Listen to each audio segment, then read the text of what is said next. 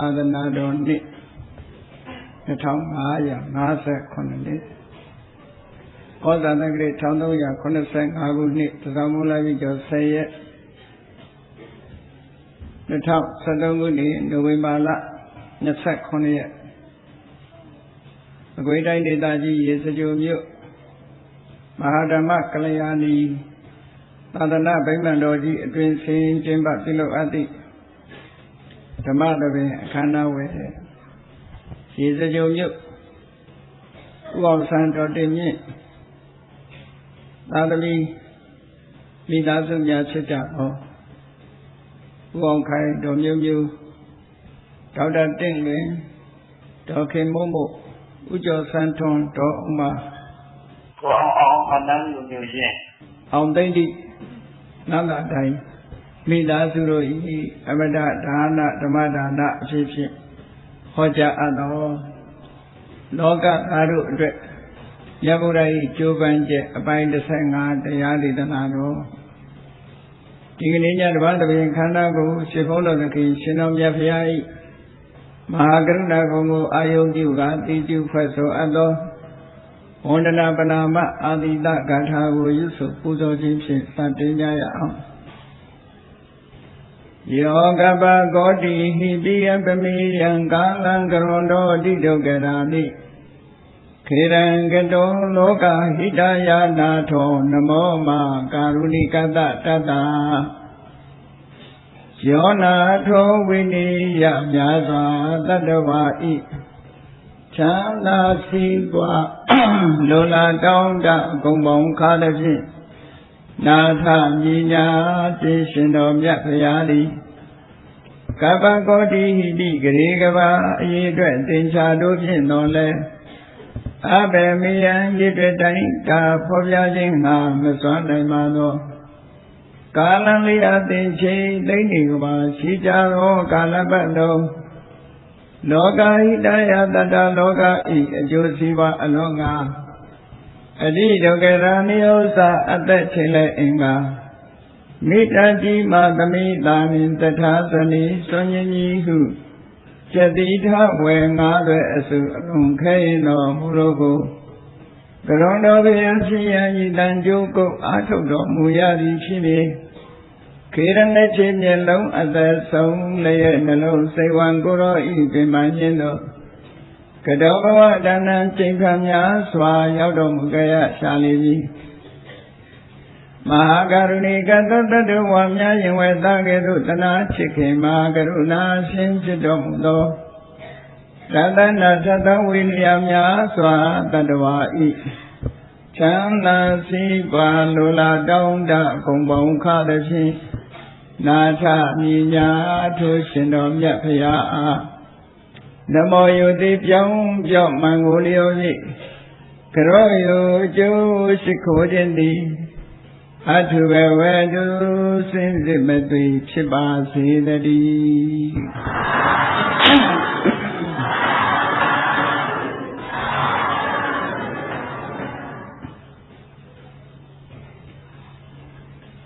လောကသားတို့အတွက်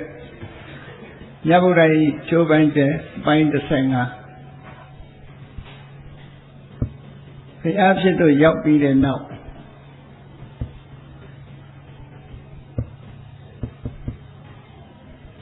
ခုနှစ်မြောက်မှာ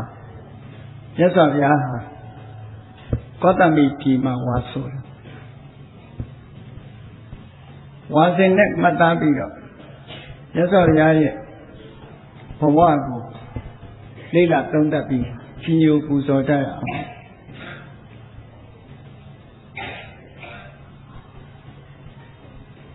ကိုးပါးမြောက်ကောသမိပြည်မှာဝါဆိုဖို့ဆိုတဲ့အကြောင်းကျုံလာတာဟာမြတ်စွာဘုရားကိုယ်တိုင်ရွေးချယ်ပြီးဝါဆိုတာတော့မဟုတ်ဘူးကောသမိပြည်ကဖြစ်လို့ကိုးပါးမြောက်မှာကြွားရောက်ပြီးတော့ဝါဆိုဖို့စီစဉ်ရတယ်လို့ဆိုလို့ရှိရင်လွန်ခဲ့တဲ့မြတ်စွာဘုရားဒီ9 ဝါမြောက်နေထိုင်ပြီးတဲ့နောက်မှာတ တာဝရိန္ဒနတ်ပြည်ကနေဆင်းသက်လာပြီးအဲ့ဒီအချိန်နောက်ပိုင်းမှာမြတ်စွာဘုရားရဲ့ခုံတရင်ဟာတစ်ချိန်တို့တိုးတက်များပြားလာခဲ့တယ်ထိုခေတ်ဘာသာရေးကောင်းဆောင်တွေထဲမှာမြတ်စွာဘုရားအသက်အငယ်ဆုံးပဲဖြစ်တယ်ပုရဏကတ္တဗတို့မက္ခလိကောသလတို့အစိတကိစ္စကမ္မလာတို့ပကုဒ္ဒကိစ္ဆယနာနိဂန္ဓနန္ဒဗုဒ္ဓသင်္ဆယဗိလဋ္ဌဗုဒ္ဓဆိုတဲ့နာမည်ကျော်ကြားထင်ရှားလာတဲ့ဘာသာတရားခေါင်းဆောင်ပုဂ္ဂိုလ်ကြီးတွေအသက်အရွယ်ကြီးရင့်နေကြပြီဂေါတမဗုဒ္ဓကတော့အလွန်ငယ်နေသေးတယ်သက်တော်42နှစ်ကျော်ကျော်လေးပဲရှိတယ်ပေါ့အဲ့ဒီချိန်မှာမြတ်စွာဘုရားရဲ့ခုံတရင်ဟာအလွန်ကြီးမားလို့ဘယ်နေရာကြွကြွမြတ်စွာဘုရားကိုကြီးညိုကြတဲ့ပုဂ္ဂိုလ်တွေကအလွန်များပြားပြီးတော့လာခုံတရင်ကအမတန်မှကြီးတယ်သမဏောဂေါရမောတကြကုပုတ္တောတကြကုလပပိစိတောတကြမျိုးနွယ်ကနေပြီးတော့လူလောကခေါ်ဆောင်ပြီးတော့ရဟန်းပေါင်းကူးပြောင်းလာတဲ့သမဏဂေါရမဟာလောကကြီးတစ်ခုလုံးလွှမ်းတက်ပြီးတော့ခုံတရင်တွေအမှန်တမ်းကျော်တော်တယ်ဟောပြောတဲ့တရားကလည်းအမှန်တမ်းထူးခြားတယ်မှန်ကန်တဲ့ကျင့်စဉ်တစ်ခုကိုကျင့်ပြီးတော့ထူးခြားတဲ့အရည်သွေးတစ်ခုကိုရတယ်အဲ့ဒီဂုဏ်တရင်ဟာအလွန်ကြီးတယ်ဘာဖြစ်လို့လဲဆိုတချို့ဘာသာတရားတွေကကျင့်စဉ်မလို့တဲ့ဘာသာတရားတွေဥပမာမဲ့ပုရဏကတ္တဗဖြန့်ဖြူးတဲ့အဂရိယဘာသာတရားဆိုတာဘာမှမလုံနဲ့လို့ဟောတာဘာမှမလုံနဲ့လုံလည်းဘာမှမဖြစ်ဘူးလို့ပြောတဲ့ဘာသာအဂရိယဝါဒလုံလို့မရဘူးလို့ဆိုတာကုသိုလ်ဆိုတာမရှိဘူးကုသိုလ်လုံးလို့လည်းမရဘူးအကုသိုလ်ဆိုတာလည်းမရှိဘူးအကုသိုလ်လုပ်ချင်လို့လည်းမရဘူးကုသိုလ်အကုသိုလ်မရှိသည့်အတွက်ကြောင့်ကုသိုလ်အကုသိုလ်လုပ်တော့လဲအကျိုးအပြစ်ဆိုတာမဖြစ်ဘူးလို့ဒီလိုဟောတော့သူ့ရဲ့ဝါဒအရာဘာမှလုပ်ချင်မလို့ခေါရမမြတ်စွာဘုရားဟောတဲ့တရားတွေကြတော့ဒီလိုမဟုတ်ဘူးအကျိုးနဲ့အကြောင်းနဲ့ကျင့်ကြံကြုတ်ကိုအထောက်ဖို့ဒီလိုသက်ကြတရားမှာဟောထားတဲ့အတိုင်းရှောင်ရမှနဲ့ဆောင်ရမှထိုကိကခိစားနေတဲ့လမ်းစဉ်နှစ်ရပ်ကိုမြတ်စွာဘုရားကအဲ့ဒီလမ်းစဉ်နှစ်ရပ်ကိုရှောင်ရမယ်။ဘာလဲကာမချမ်းသာခံစားတဲ့လမ်းစဉ်ဒီလမ်းစဉ်ရှောင်ရမယ်။ဘာဖြစ်လို့ရှောင်ရမှလဲလို့ဆိုဟိနောကမ္မောပောထုစနိကောအနရိယောအနတ္ထတံဟိတောဆိုစကားလုံးတွေနဲ့မြတ်စွာဘုရားရှင်းပြအကြောင်းမပြပဲရှောင်ခိုင်းတာမဟုတ်ဘူးအဓိကအကြောင်းကတော့ဘာလို့ဆိုရင်အနတ္ထတံဟိတောပဲကာမဂုဏ်ချမ်းသာခံစားနေလို့ရှိရင်ကောင်းကျိုးချမ်းသာရမလာဘူးလို့ဒီလိုဆိုတာနော်တို့တော်လူတွေကကာမဒုက္ခလို့ဆိုတဲ့ကာမဂုဏ်ချမ်းသာခံစားလို့ရှိရင်ကောင်းကျိုးချမ်းသာတွေရတယ်လို့ဒီလိုယုံကြည်ကြတယ်ပျော်ပျော်နေသေးကဲလူတွေဆိုကြတယ်ဒီစကားကဓမ္မလူမျိုးတွေကပြောတာမဟုတ်ဘူးအနောက်တိုင်းတို့ဥရောပတို့ကလူတွေကလည်းပြောကြတာဘဝဆိုတာမတန်တူတောင်းနေရလာတဲ့ဘဝလေးမှာကောင်းအာယုန်တွေခံစားရမယ်ပျော်ပျော်နေရမယ်လို့ဒီလိုဆိုကြတာဒီအမှန်တမ်းများတယ်ပေါ့နတ္ထိကာမေတုဒေါသောဒါလူတဘာဝပဲလူဖြစ်လာလို့ရှိရင်မိသားစုဘဝမှာချမ်းသာတာနေလူဖြစ်လာရင်ကာမဂုဏ်အာယုန်တွေခံစားရမယ်လို့ကာမဂုဏ်အာယုန်ခံစားခြင်းဖြင့်ဘာအဖြစ်မှမရှိဘူးလို့ဒီလိုယူဆဟောပြောနေတဲ့ပုဂ္ဂိုလ်တွေအများကြီးပဲမြတ်စွာဘုရားကအဲ့လိုမဟုတ်ဘူးကာမဒုက္ခခံစားရဟာဟိနောအောက်တန်းကြတဲ့အလုပ်ကြီးတစ်ခုလို့ဒီလိုပြောတာကမ္မောမိသားစုဘဝမှာနေတဲ့ပုဂ္ဂိုလ်ကြီးလုပ်နေကြတဲ့လမ်းကြောင်းကြီးပဲပောထုဇနိကောလူများစုကြိုက်တဲ့အလုပ်ကြီးတဲ့အနရိယောမြင့်မြတ်ဖြူစင်တဲ့ပုဂ္ဂိုလ်တွေကဒီကာမချမ်းသာခံစားရဆိုတဲ့အလုပ်ကိုမလုပ်ဘူးတဲ့ ဘာဖြစ်လို့မလောက်တာတော့လို့ဆိုတော့အဓိကအချက်ကတော့အနတ္ထတန်ဟိတောအဋ္ဌတန်ဟိတဆိုတာကောင်းကျိုးချမ်းသာတွေကိုဖြစ်စေတာ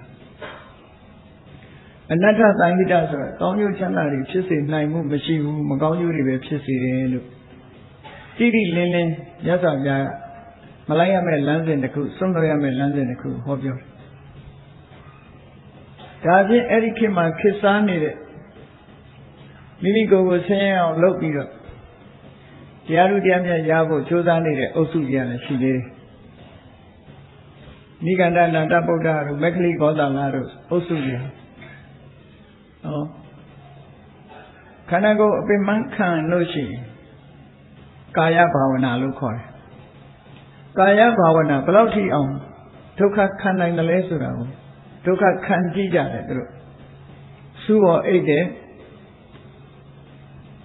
ချွန်ထက်နေတဲ့စူးရီပေါ်မှာအိတ်တယ်ဆိုဘယ်လောက်ခံရခံမှာစဉ်းစားကြည့်ပေါ့နော်နောက်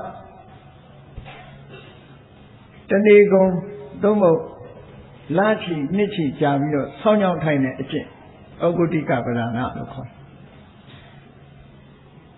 ယ်တမန်သူတယောက်နေတယ်လို့လျောင်းထိုင်ရသွားဆိုတဲ့ဣရိယာပုနဲ့မနေရဘူးဆောင်းချောင်းထိုင်ပြီးတော့နေရမယ်ဘယ်လောက်ဒုက္ခရောက်လဲဆိုစဉ်းစားကြည့်ပူပါတယ်ဆိုတဲ့လူရာတွေကြီးမှာနေမွန်တိ12နာရီအချိန်ကောင်းကင်ကနေကလည်းမတန်ဘူးပူရတဲ့အချိန်ပဲမိဘကြီးလေးပုံဘေးကနေဖိုထားပြီးတော့ကောင်းကင်ကနေရဲ့အပူရှင်းတော့တောင်မြောက်မိမိနဲ့ကတ်ရဲ့မိဘကြီးလေးပုံအဲ့ဒီမိဘကြီးလေးပုံရဲ့အပူဒီအပူတွေခန္ဓာကိုပင်စာတပလို့ခေါ်တယ်အပူ5မျိုးစဉ်းစားကြည့်ပေါ့ဒီလောက်ပူနေတဲ့အထဲမှာဝင်ပြီးတော့ဒုက္ခခံတယ်ဒုက္ခခံတဲ့အခါဘာဖြစ်လဲလို့ဆိုရင်ချွေးကြိုက်ကြပြီးချွေးထွက်လွန်ပြီးတော့မိန်မောပြီးလဲကြပါလားအဲ့ဒါတရားဥရတယ်လို့ယူဆတယ်နော်ပင်စာတပအကျင့်နဲ့တရားဥရတယ်လို့ယူဆတယ်အဲ့ဒီအကျင့်မျိုးနဲ့ကျင့်တာဆောင်းရသည့်အလွန်အေးပါတယ်ဆိုတဲ့အချိန်မှာတစ်နေ့3ချိန်ကြီးထဲမှာဆင်းငုတ်တယ်မကောင်းမှုအကုသိုလ်တွေကိုရင်နဲ့ဆေးကြောပြစ်တယ်ဆိုပြီးတော့အေးတဲ့အချိန်မှာကြီးတယ်ငယ်ငယ်တုန်းကကလေးတွေဆိုကြတယ်လို့ပဲနော်ကလေးတွေဆိုရဟာတိုင်းပဲချမ်းရင်ရေချိုးနှင်းတော်တူပူရင်မီးလုံးပစိုးချုံဆိုတဲ့အကျင့်မျိုးတွေပေါ့နော်ဒုက္ခရောက်အောင်အဲ့ဒီလိုပင်ပင်ပန်းပန်းလှုပ်ခြင်းအဖြစ်လူတွေရဲ့စိတ်ထဲမှာကာမဂုဏ်အာယုစိတ်တွေနည်းသွားအဲ့ဒီကာမဂုဏ်အာယုစိတ်တွေနည်းပြီးတော့ပင်ပန်းဆင်းရဲခံရပြီးမိမောတွေ့ဝေသွားတာဒုက္ခအဓိတဲ့ပြင်းထန်တဲ့ဒုက္ခမရှိဘူးအဲ့ဒီဒုက္ခကိုခံနိုင်ရင်ဘယ်လောက်ရှိသလဲဆိုတဲ့အနေနဲ့ရှင်းရတယ်သူတို့ဝေါဟာရနဲ့ပြောရင်ကာယဘာဝနာလို့ခေါ်တယ်အဲ့ဒီအကျင့်Austeriya practice လို့ဒုက္ခရစရိယအကျင့်အဲ့ဒီအကျင့်တွေကိုမြတ်စွာဘုရားကအတ္တခိလမထနုယောဂတဲ့ကိုပင်မအောင်လုပ်တဲ့အလုပ်အဲ့ဒီအလုပ်တွေကိုလည်းမလုပ်နဲ့ရှောင်ရမယ်ကျိုးမရှိဘူးဘာဖြစ်လို့တော့ဆိုတာမြတ်စွာဘုရားအကြောင်း၃ချက်ပြဒုက္ခအနရိယောအနတ္ထတဟိတောဒုက္ခဆိုတာသိချင်းဆင်းရဲတော့အဖြစ်တယ်ဆင်းရဲခံဆင်းရဲခံလို့ကောင်းကျိုးချမ်းသာရလာလို့ဆိုမရဘူးအနတ္ထတဟိတောမကောင်းကျိုးတွေနဲ့ပဲကြုံရမယ်အနရိယောမြင့်မြတ်တဲ့ပုဂ္ဂိုလ်တွေဒီလောက်ကိုရှောင်တယ်လို့အဲ့ဒါလို့ဒီလမ်းစဉ်2ရပ်ကာမတုခံလိကနုယောကအတ္တကိလမထနုယောဂဆိုတဲ့ဒီလမ်းစဉ်2ရပ်ကိုမြတ်စွာဘုရားကမလိုက်နဲ့တဲ့ကျိုးမရှိဘူးလိုက်ရမယ့်လမ်းစဉ်မျက်စိမှပฏิပဒါလို့ခေါ်တယ်အလယ်လမ်းကသွားတဲ့လမ်းစဉ်ကိုလိုက်အလယ်လမ်းဆိုတဲ့အဓိပ္ပာယ်ကဘာလဲအလယ်လမ်းဆိုတာဟိုဘက်မရောက်ဒီဘက်မရောက်တောင်မရောက်မြောက်မရောက်လမ်းဒီလိုပြောတာမဟုတ်ဘူးနော်အလယ်လမ်းဆိုတာခွဲခြားစိတ်ချပြီးတော့ကြည့်တဲ့လမ်းမျိုးခုနပြောတဲ့လမ်းစဉ်တစ်ခုက တစ်ဖက်သက်ချမ်းသာခံစားဖို့တိုက်တွန်းတဲ့လမ်းကတစ်ခု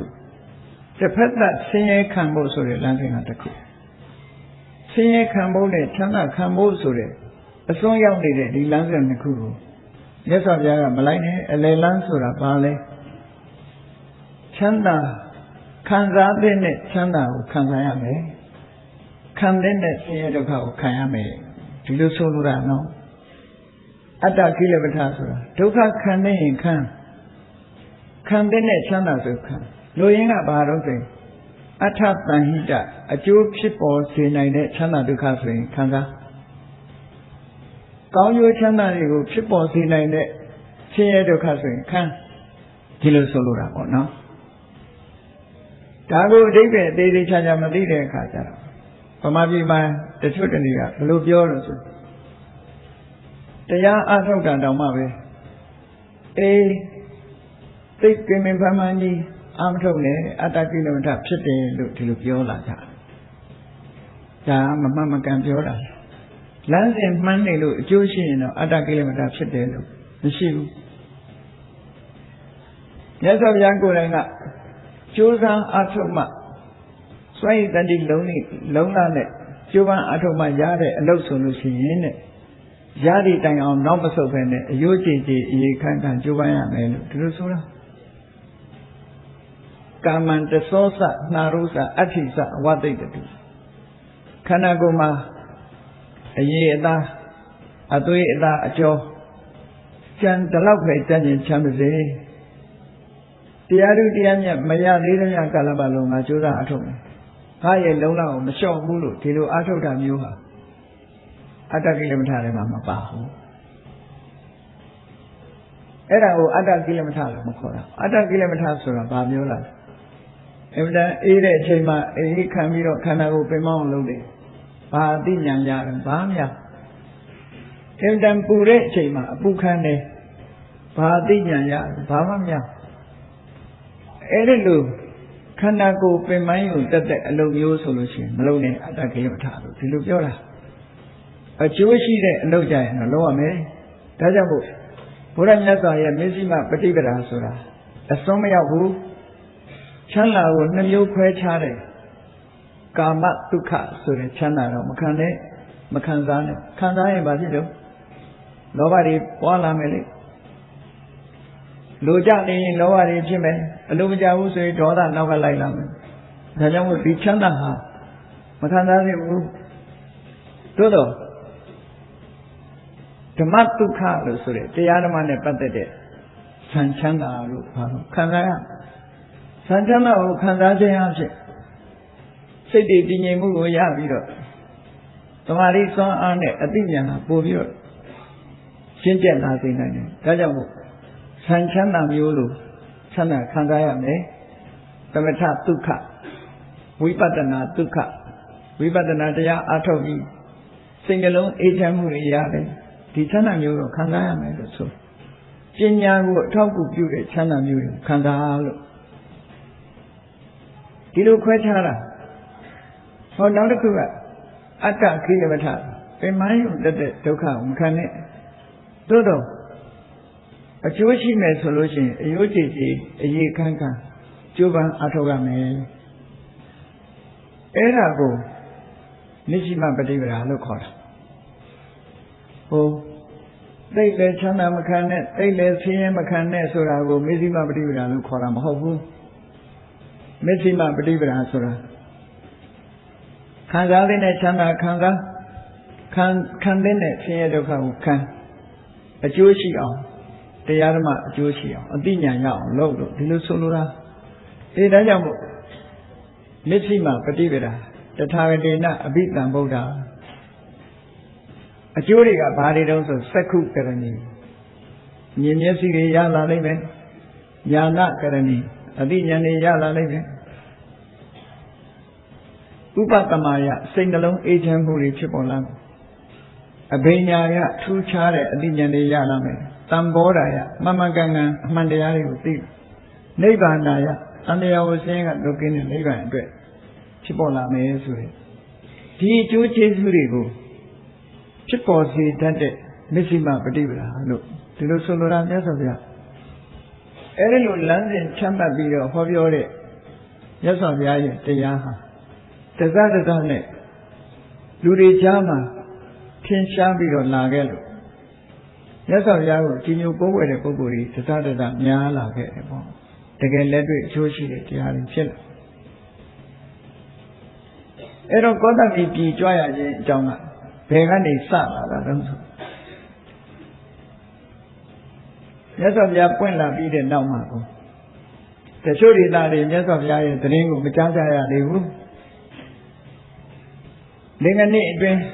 ဒီကြိုင်နဲ့ကြားတာမဟုတ်ဘူးသတင်းကတဖြည်းဖြည်းနဲ့ပြန့်နှံ့ပြီးတော့လာခဲ့တာအိန္ဒိယနိုင်ငံမှာသာဝတိပြည်ကိုမြတ်စွာဘုရားရောက်သွားတာတခြားပုဂ္ဂိုလ်ကြောင့်မဟုတ်ဘူးသာဝတိမြို့ကအနာရဝိန်တထေးဟာကုံရောင်းကုံဝယ်ကိစ္စနဲ့ရာဇဂိုသွားတာမြတ်စွာဘုရားကအားလုံးသိတဲ့အတိုင်းရာဇဂိုမြို့အနီးမကရတိုင်းတွေကဥရဝေလတော်မှာဘုရားဖြစ်သူရောက်တာတရားဟောတဲ့အခါကျတော့ကာတိတိုင်းတွေကပါရဏတိမြို့ဣတိပတနာတော်မှာသွားဟောတာအဲ့တော့ဘုရားကြောင့်စသိတာတော့မကရတိုင်းနဲ့ကာတိတိုင်းလို့ဒီလိုပြောမှာပဲထိုခေတ်ကအခုလိုတယ်လီဖုန်းတွေတို့ဒါတွေကရှိတာမဟုတ်ဘူးလေမရှိတော့တယောက်စကားတယောက်နာလူချင်းဆောင်ပြီးတော့မှတဖြည်းဖြည်းပြန့်နှံ့တာကိုအခုခေတ်လိုတယ်လီဗီရှင်းတွေဘာတွေနဲ့ဆိုရင်တော့ဘုရားပွင့်နေဆိုချက်ချင်းသိကြမှာပေါ့နော်ဘုရားကတော့ချက်ချင်းသိဘူးတဖြည်းဖြည်းမှကုံတယ်တွေကနေတစ်ဆင့်သိသွားတယ်အနာရဝိတထေကြီးဆိုဘုရားပွင့်မှမသိဘူးရာဇဂိုသွားတာရာဇဂိုမှာသူ့ရောက်ဖရာဇဂိုတထေးရှိတယ်အဲ့ဒီသွားရင်တည်းမှာဘုရားပွင့်နေတယ်ဆိုတဲ့သတင်းကိုကြားလို့ဘုရားနဲ့တွေ့ပြီးသောတာပန်ဖြစ်ဘုရားဘာသာဖြစ်ပြီးမှမြတ်စွာဘုရားကိုသာဝတိပြည်ကြွဖို့ပင့်ခဲ့တာအဲ့မှာစေတဝန်ကျောင်းကြီးကိုဆောက်ထားအဲ့တော့သာဝတိကနောက်မှရောက်တာထို့တူပဲဒီကောသမိတို့ဆိုတာဒီကနေ့ခေတ်မြေကုန်နဲ့ဒီကနေ့ခေတ်နာမည်နဲ့ပြောမယ်ဆိုရင်အလဟာဘတ်ဆိုတဲ့မြို့ရှိတယ်ခင်းကနဲ့ယမုနာအစုံနာမှာအလဟာဘတ်မြို့အိန္ဒိယနိုင်ငံမှာဟိုက်ဒရာဘတ်တို့နော်အန္ဒရာဘတ်တို့အလဟာဘတ်တို့ဆိုတဲ့ဘတ်ဆိုတဲ့နာမည်ပါတဲ့မြို့တွေဟာမွတ်စလင်ဘုရင်တွေတည်ထောင်သွားတဲ့မြို့တွေလို့ဒီလိုဆိုတယ်အဲ့ဒီလိုဘတ်ဆိုတဲ့စကားလုံးပါတဲ့ဟာတွေမွတ်စလင်ဘုရင်တွေအုပ်သွားတယ်မြို့တွေတဲ့တော်တော်လေးများတယ်အဲ့ဒီဘတ်ဆိုတဲ့နာမည်နဲ့ဟာတွေနော်အလဟာဘတ်ဆိုတာဂဏိခေနာမည်အဲ့ဒီအလဟာဘတ်နာမှာကောသမိမြို့ဆိုတာအလဟာဘတ်တရားလို့သမိုင်းဆရာတွေကဆိုကြတယ်ပေါ့နော်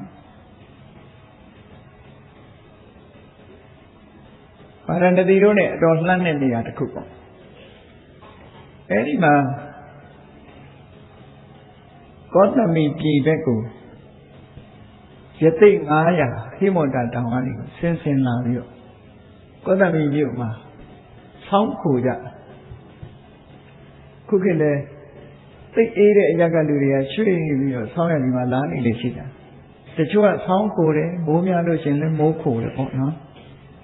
လူတွေမပြောနဲ့ငှက်တွေတောင်မှဆောင်းခိုငှက်ဆိုရှိတယ်လေ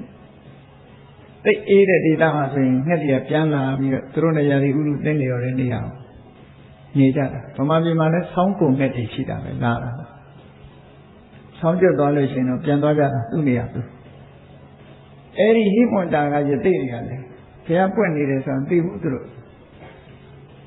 တော်ရမီကိုဖြတ်ပြီးကုန်းကြောင်းလာကြတာသူတို့ခေတ်က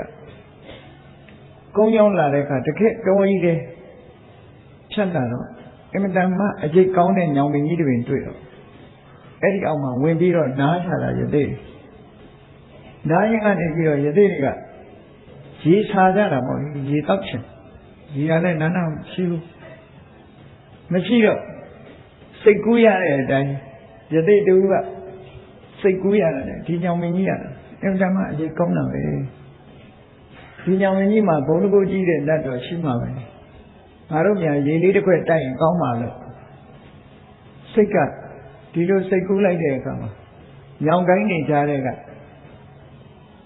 ရေကုန်ကြီးပန်းထွက်လာတဲ့နော်ရေတွေကျတစ်ပင်ပေါ်ရေတွေကျလာ သူတို့ပါလာတဲ့ခွက်နဲ့ခံပြီးတော့တောက်ကြသူတောင်းတလိုက်တာနဲ့ရလာတော့ဟာဖြေတော့တောက်ရပြီဒါပေမဲ့မြို့သွားရမှာဝေးသေးတယ်တို့ဘာမှမစားရသေးဘူးတခုစားရရင်ကောင်းမှာပဲဆိုတော့အဲ့ဒီယုတ်ကစိုးနတ်မင်းကြီးကနတ်ကြီးကတော့မမြင်ရဘူးတဲ့စားစရာတောက်စရာတွေသူတို့ရှိမှရောက်လာတယ်ရတဲ့တွေဒီနတ်ကတဲ့တကိုးကြည့်တာပဲတို့ကျွေးပြီးဆိုပြီးစားကြတယ်ခြေလည်းတောက်ရပြီအစာလည်းစားရပြီငါတို့စိတ်ကစိတ်ကူးလိုက်တိုင်းအကုန်ဖြစ်နေပါလားနောက်တစ်ခုစိတ်ကူးအောင်မှပဲဆိုပြီးတော့စိတ်ကူးတာဟာစိတ်ကူးလို့ဆိုဒါတော့တကိုးကြည့်တဲ့ရုပ်ကစိုးနတ်ကြီးတို့ကိုယ်တိုင်တွေ့ရရင်ဘလောက်ကောင်းမလဲဆိုရုပ်ကစိုးနတ်ကြီးဟောယသိတွေငါတွေ့ချင်ပြီတကိုယ်လုံးတော့မပြဘူးတဲ့အထက်ပိုင်းကိုတဝက်ကိုရောင်မင်းကွာကြားပေါ်လာတယ်အဲ့ဒီကြတော့ယသိတွေကဝိုင်းမေးကြတဲ့ရုပ်ကစိုးနတ်မင်းကြီးဘုံမိမညာလည်းကြီးကြီးပဲရေလိုရေပေးတယ်အစာလိုအစာပေးတယ်ဘုံတကူမတန်ကြီးတယ်အတိတ်ဘဝတော့ဘာကုသိုလ်တွေများလုပ်ခဲ့တာတော့ဆိုရုပ်ကစိုးနတ်ကြီးကပြောမှရှက်တယ်နောက်တော့ပြောတော့ဗာပြောလို့ဆိုသူလုပ်ခဲ့တဲ့ကုသိုလ်ကဘာမှသိပြီးတော့များများကြီးမဟုတ်ပါဘူးတဲ့သူဟာတာဝတိကြီးကအနာရဝိတတိအိမ်ကအလုသမားတစ်ယောက်ပါတဲ့ဟိုဘဝတော့အနာရဝိတတိကြီးအိမ်မှာ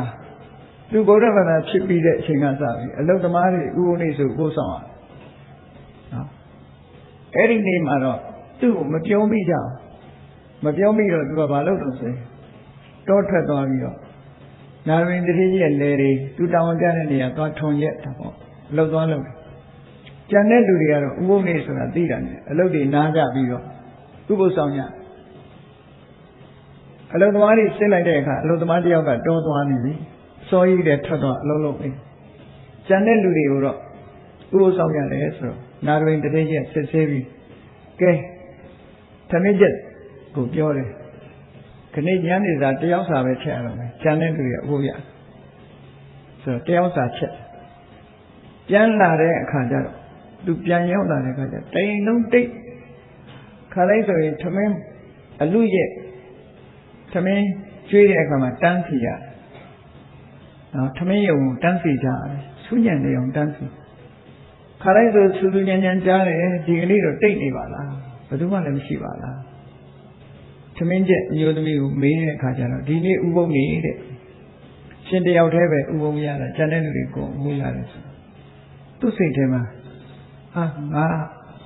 ဥပုံမရဘူးသူများလို့မရဘူးဆိုသူ့စိတ်ထဲမှာငါတော်တော်ညံ့တာပဲလို့ဆိုပြီးတော့အခုစောင့်ရင်ရသေးလားပေါ့ဆိုတော့တထေးကြီးမေးမှသိတယ်ဆိုတော့ဒါပြင်သွားမေးသမှာတထေးကြီးကိုဆိုဒါပြင်တထေးသွားမေးတော့အေးဥပုပ်ဆိုတာတော့နေ့ထဝက်တော့ရမှာပေါ့တဲ့နေ့ထဝက်စောင့်ရင်တော့ထဝက်ဥပုပ်တော့ရမှာပေါ့ဥပုပ်ဆိုဒီမှာမနေ့ကယူထားပြီးနောက်တည့်ရက်မနေ့ထိအောင်24နာရီစောင့်မှအဓိပ္ပာယ်တော့ရှိတာပေါ့နော်ခုကနေ့ခေတ်မှာလျှော့သေးနဲ့စောင့်တဲ့ဥပုပ်တွေရှိလာမနေ့သီလယူညနေကျသီလချငါးပါးသီလလေးစောင့်တည်အိမ်ကျန်သမင်းစားဖိုက်စားတဲ့ဒုက္ခတော့မရှိတော့24နာရီဥပုပ်မစောင့်တော့ဘူးဘယ်မှာသာရှိတုံးဆိုတာတီဟိုနိုင်ငံမှာအဲ့တိုင်းပဲမနေ့ဆိုဥပုပ်နေ့ဒါတစ်လမှာတစ်ခါစောင့်တာနော်ဒါပြီးနေ့မှာစောင့်တာသူမနေ့လာပြီးတော့ဥပုပ်ယူတယ်တနေ့ကုန်ဘုန်းကြီးကျောင်းမှာနေတယ်ညနေအိမ်ပြန်ကနေကြတော့ငါးပါးသီလဆိုပြီးအိမ်ပြန်ကြလေထက်ဝက်ဥပုပ်တွေပေါ့အဲ့လိုတွေစောင့်နေကြတယ်ဗမာပြည်မှာလည်းအဲ့လိုလုပ်တယ်လို့ကြားရတယ်ကျုပ်အဲ့တော့ဒီနာရဝိတတိရဲ့အလုသမားဟာထက်ဝက်ဥပုပ်ဆောင်မယ်ဆိုပြီးသူကမစားတော့သူများတွေရရတဲ့ငါမရဘူးဆိုတနေ့ကုန်ပင်ပင်ပန်းပန်းအလုံးလုံးလာဘာမှလည်းမစားတော့စားတယ်စားပြီးမဲ့လို့သူများတွေအောက်တန်းကြမှာဆိုတာနဲ့မစားတော့ဥပုပ်ဆောက်တည်လိုက်တယ်ညတဲ့ကောင်ကြံနဲ့ကြတဲ့အခါကျတော့ခိုက်ထဲမှာအစာမရှိတော့လေထိုးတာပေါ့နောက်ဆုံးကျတော့လေတွေပွားလာလေထိုးရကနေပြီးတော့ဒီလူဟာ ယောဂမတက်တာပဲနဲ့မနဲ့မိုးလင်းကနေကြတော့သိဆုံးသွားတယ်တဲ့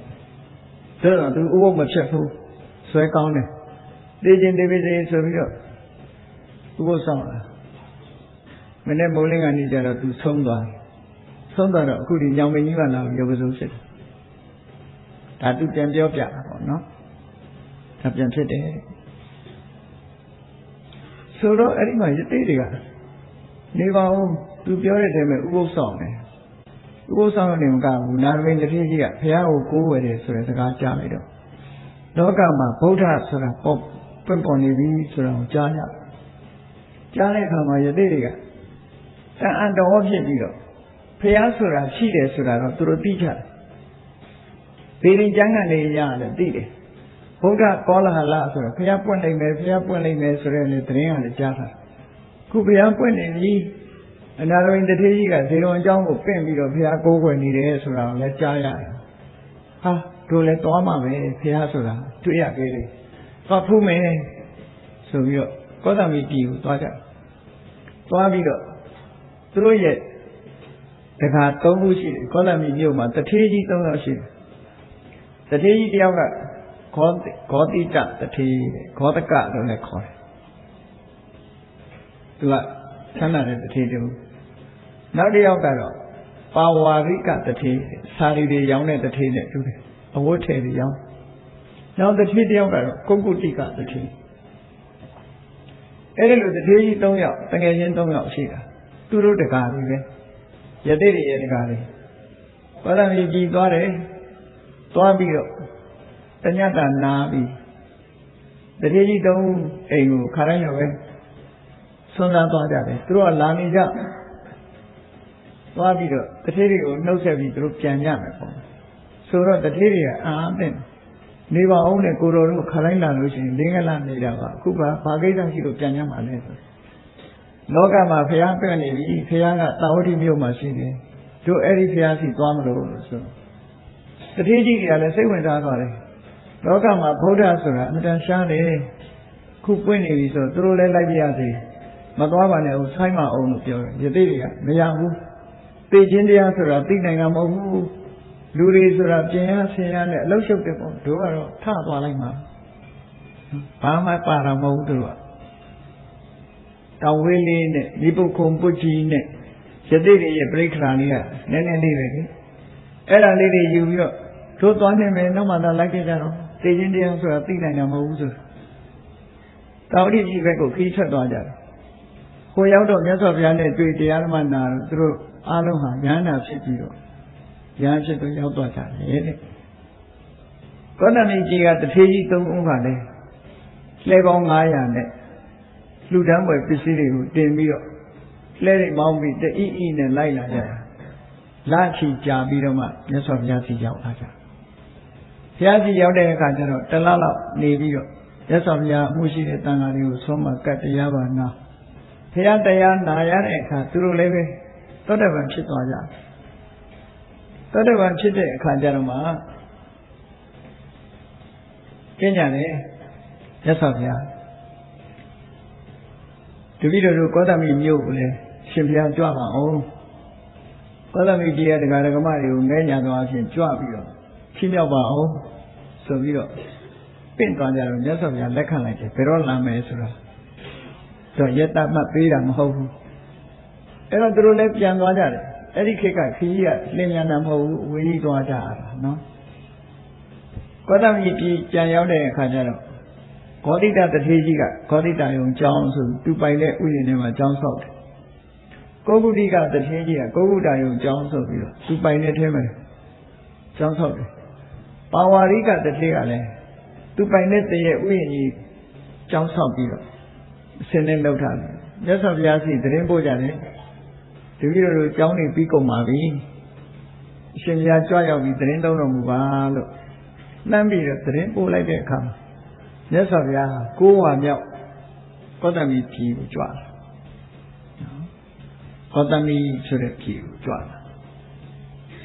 အဲ့ဒါကောသမီပြည်ကြွခြင်းအကြောင်းတစ်ခုပဲပေါ့ဘုရားကြွလာတယ်ကောသမီပြည်ရောက်ပြီးတော့အဲ့ဒီချိန်မှာကောသမီပြည်ကို အုပ်စိုးနေတဲ့ဘုရင်ကဘယ်လိုလဲဆိုဥဒိဏမင်းလို့ခေါ်တယ်မြန်မာစာပေမှာဥဒိဏလို့လည်းရေးတယ်ဥဒိဏလို့လည်းရေးတယ်ဒီနတ်ကိုးကွယ်တဲ့လူတွေကလည်းဥဒိဏဆိုပြီးတော့ကိုးကွယ်တာရှိသေးတယ်ဥဒိဏမင်းဆိုတာသူကတော်ထဲမှာကလေးကရတေကြီးကတင်ပေးလိုက်တဲ့ရှင်ချစ်တဲ့မန္တန်ဟဋ္ဌိကန္တမန္တန်ဆိုတာသူကရထားစောင်းကလေးလည်းရထားအဲ့ဒီမန္တန်ကိုရွတ်ဖတ်ပြီးတော့စောင်းတီးလိုက်လို့ရှိရင်ရှင်ရိုင်းတွေဟာသူ့စီရောက်လာတယ်ရှင်ရိုင်းတွေကရောက်လာပြီးတော့သူ့ကိုကြောကော့ပေးတယ်ပေါ့စီးဖို့ရအဆင်နဲ့ရှင်ချစ်တဲ့မန္တန်လို့ပြောတယ်ရှင်ပြေးတဲ့မန္တန်ကိုတီးပြီးတော့မန္တန်ကိုရွတ်ပြီးတော့စောင်းတီးလိုက်လို့ရှိရင်လည်းရှင်နေပြေးကုန်ကြတယ်သူစောင်းတဲ့သူ့မန္တန်မှာသူကနှစ်ခုပါရှင်ချစ်တဲ့မန္တန်ရှင်ပြေးတဲ့မန္တန်နှစ်ခုရှိရှင်ဆိုတဲ့ကောင်ကလည်းတော်တော်ဆိုးတာနော်အခုဗမာပြည်မှာတော့ခဏခဏရှင်စိုးတွေအကြောင်းကြားကြနေရအထူးသဖြင့်ပဲခူးနာက10မိုင်လို့ပါလို့ဆိုတခါတော့မှဂျန်တယ်ဖတ်လိုက်ရတယ်ညဆိုရင်ရှင်တွေကတော်တွေကတစ်ပင်တွေပါနေတိတ်မရှိတော့လူတွေစိုက်ပျိုးထားတဲ့စီရောက်လာဟိုတာယာဝရီ30ဥက္ကံတို့ဆိုလို့ရှိရင်လည်းရှင်တွေကလူတွေစိုက်ပျိုးထားတဲ့ထဲဝင်ပြီးတော့ဖြစ်စည်းသွားကြတာတွေပါလေခဏခဏကြာတခါတော့ဆိုရင်မိနစ်ပိုင်းလောက်ကရှင်တွေညတော်ထဲမှာလားလာပြီးတော့နေတာဖြစ်တော့ဒိဋ္ဌာကျောင်းတစ်ကျောင်းမှာသီလရှင်တွေနေကြညကြတော့ရှင်ရိုင်းတွေဝင်လာတဲ့အခါညမနေရဲဘူးမနေရဲတာနဲ့သီလရှင်တွေကရွာဘက်ကိုသွားပြီးတော့ညဆိုသွားနေကြသက်80ရှိတဲ့ဖွားအိုကြီးကခေါ်လို့မရဘူးတဲ့သူတယောက်တည်းနေရမယ်ဆိုပြီးတော့သူတဲလေးထဲမှာပဲသူနေရတယ်ညကြတော့ဆင်းနေလာတယ်တချို့နဲ့အတန်ကြာတော့သူကဘာသွားလောက်တော့သူနေလေအရှာထားတဲ့သွပ်ပြားလေးလားမသိပါဘူးအဲဒီသွပ်ပြားလေးကိုတုံးနဲ့တောင်းနဲ့ခောက်တာဆင်းကပဲပြေးမှာခောက်ရစီလာနော်ခောက်တဲ့စီလာပြီးတော့သူတဲလေးကခနော်ခနဲ့တကားဆွဲပြီးတော့အဖွားကြီးကိုနှာမောင်းနဲ့ပွေ့ထုတ်ပြီးတော့လွန့်ပြလိုက်တာပြီးတဲ့အခါခြေထောက်နဲ့နင်းချက်သွားတေပါလေရောနော်ဘေးကအန္တရာယ်ဆိုတာရှောင်ရတယ်ရှင်ကတောင်းနဲ့ခောက်နေတာကိုအမြင်ကပ်ပြီးတော့အဲ့ဒါဆွဲထုတ်ပြီးတော့ခြေထောက်နဲ့နင်းပြီးတော့သွားတာခြံထဲမှာပါတယ်ဖမ်းမိလိုက်ကြပါလေသက်80ရွယ်သီလရှင်ကြီးကဆင်းနေတာနဲ့သိသွားရှင်အဲ့ဒါလိုပဲရှင်တွေကအလွန်နှိမ့်ဆက်တတ်တဲ့အတွက်ကြောင့်ရှင်ပြေးတဲ့မန္တန်ရှင်ပြေးတဲ့ဆောင်းရှင်ချစ်တဲ့မန္တန်ရှင်ချစ်တဲ့ဆောင်းဒီဥဒိဏတက်လာအဲ့ဒီပြင်ပေါ့ဥဒိဏနတ်ဆိုတာဗမာပြည်ကကိုယ်ဝယ်တဲ့နတ်တွေတွေပဲပါတယ်ဒီရုပ်တုထုတဲ့လူတွေကစောင်းလေးပိုက်ပြီးတော့ဆင်းစည်းနေတဲ့ပုံဆိုရင်တော့အဲ့ဒါဥဒိဏနတ်ပဲသိကြတယ်နော်ဘာလို့ကိုယ်ဝယ်တယ်တော့မသိဘူးရှင်ဦးကြီးတွေများကိုးကွယ်သလားမသိဘူးဗမာပြည်မှာကျန်ကျန်ဗမာကိုးကွယ်မှုကရှားဥဒိဏနတ်ကိုကိုးကွယ်အဲ့ဒီဥဒိဏမင်းသူကမနေ့ကပြောတဲ့ဂေါရိမင်းသားရဲ့အဖေပေါ့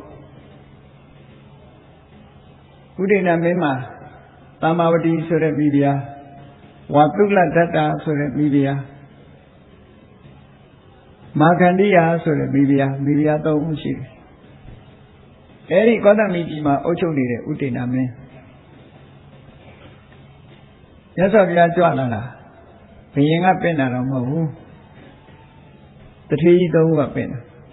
ဒါနဲ့မြတ်စွာဘုရားအဲ့ဒီကိုကြွဖို့စီစဉ်တာပေါ့နော်ကောသမိပြည်ကိုကြွလာ